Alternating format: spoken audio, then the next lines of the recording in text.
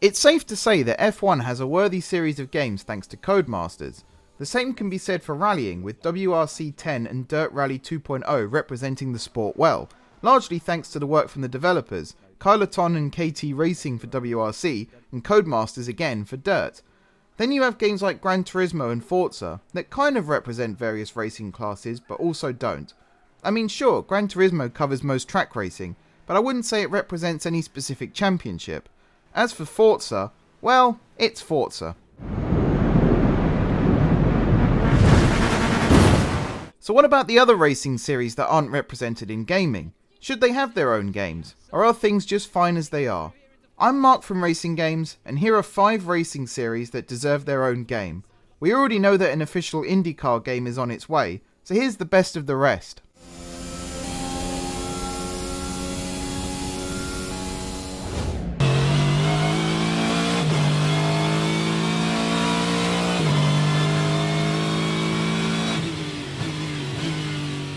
IMSA is the American cousin of the Le Mans organisers, the ACO, and they manage their own ladder of sports car racing series, from the super competitive Mazda MX-5 Cup and the Lamborghini Super Trofeo up to the headline championship.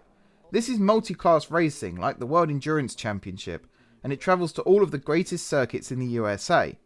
Sure, Laguna Seca appears in a lot of other racing games, Gran Turismo Sport for example, but to drive it in a championship like this would be a literal game changer. Some big names have competed in the Sports Car Championship, including Jan Magnussen, Felipe Nasr, and even Juan Pablo Montoya, so to drive the cars they compete in would make for an awesome game.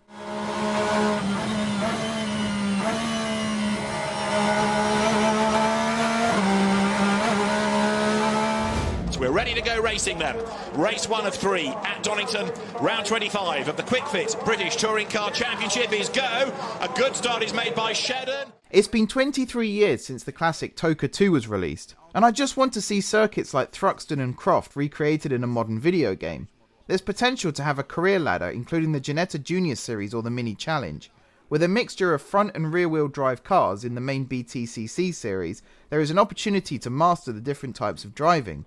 Again, we see tracks like Silverstone in other racing games, especially the F1 series, but to be able to compete in a championship around Brands Hatch, Donington Park and Silverstone would really be the best of British motorsport. Kind to Ash, so it may be prudent for Ash to just sit where he is.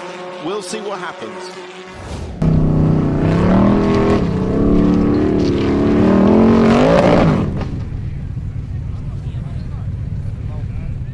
This series has developed a cult following in recent years, thanks partially to an appearance in Top Gear, where Chris Harris and Freddie Flintoff went head to head in a recent episode. The rules are relatively straightforward. Head from the start to the finish while clipping or missing as few marker points as possible. There are additional penalty points for reversing, as well as some stages which are against the clock. This would make a great game for a range of reasons. The stages frequently look impossible, but these crazy custom-built machines rip through the terrain like nothing else. With realistic physics and surface deformation, it will be a hugely challenging but highly rewarding skill to master.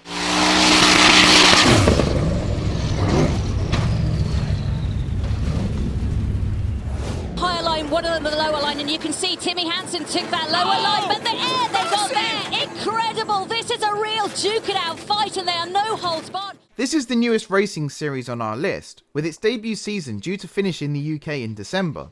This series is very much in its infancy, with rules still being tweaked round to round. Electric SUVs compete in a range of stunning locations, from the beaches of Senegal to the glaciers of Greenland. They're first against the clock and then racing head to head in semi-finals and finals. We like Extreme E for its message of reversing climate change and the brilliant decision to make each car be shared between a male and female driver. This has given rally talents like Katie Munnings and Molly Taylor a chance to show their skills against the greatest on dirt, such as Sebastian Loeb and Johan Kristoffersson. But what we like best is that this is just fantastic racing, and we'd love to give this a go ourselves in a game. The message of Extreme E has also transferred to other motorsport championships.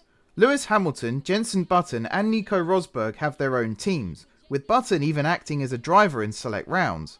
On top of this, Formula 1 have announced their new sustainability initiative, and you can't help but think Extreme E has set the benchmark. Driving off-road in a championship like Extreme E would be a really interesting, challenging yet fun game. This definitely needs to happen. They are delighted. Well done. Absolutely brilliant. And we go green in London. It's a pretty decent start actually from Alex Lynn on pole position. He immediately chops over to cover the inside. Dennis holds into second place. Sete Camera is getting passed by Andre Lotterer. The black and white Porsche going around the outside of Sete Camera. Now we come to the pinnacle of sustainable racing. 2021 saw Formula E become an official FIA World Championship for the first time, with Nick de Vries becoming the first world champion. Formula E is run on entirely unique circuits, with the kind of qualifying format that keeps every driver in the championship hunt. There is plenty to love in Formula E. While some major manufacturers are now leaving the series, it has seen plenty of sensationally talented drivers compete and is still a hotbed for electric vehicle innovation. Antonio Giovinazzi has announced his participation in the series in 2022, leaving Alfa Romeo in F1 to race for the Dragon team. Now just imagine a racing game where one of the tracks goes through a building, not around it, through it. That's exactly what Formula E did this year, with the XL Centre in London playing host to the British round of the championship. The start-finish line, as well as the pit facilities, were located within one of the many exhibition halls on site. This made for a truly unique challenge for both the drivers and race officials, and would certainly create an interesting event in a racing game. With the best Formula E content currently found in R Factor 2, there is plenty of scope to create a standalone game that lets you chase the crown through season after season of action. Players would be able to really test their race strategies, deciding when to use the attack mode exclusive to Formula E, or stretching out their battery just enough to finish the race, which is something most of the real-life grid failed to do in Valencia this year. Am I being dramatic here? Is de Vries going to be the only driver to finish this race? Well, Dennis isn't looking good, is he?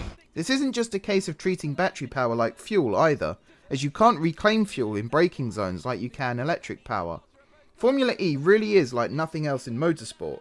So this, out of all of our list, definitely needs to have its own game. The two Neos going side by side, charging down into the chicane. Bird is still down in... spin. So that's our list. Did we miss any out? And which of our list would you most like to see made into a game? Let us know in the comments below. For now though, thanks for watching. I've been Mark from Racing Games. Please like and subscribe if you enjoyed the video. And now I'm off to practice my off-roading, drifting and energy conserving skills, ready for Icelandic British Touring Sports Car Extreme Formula E 2022. This could finally be the racing game that I'm good at.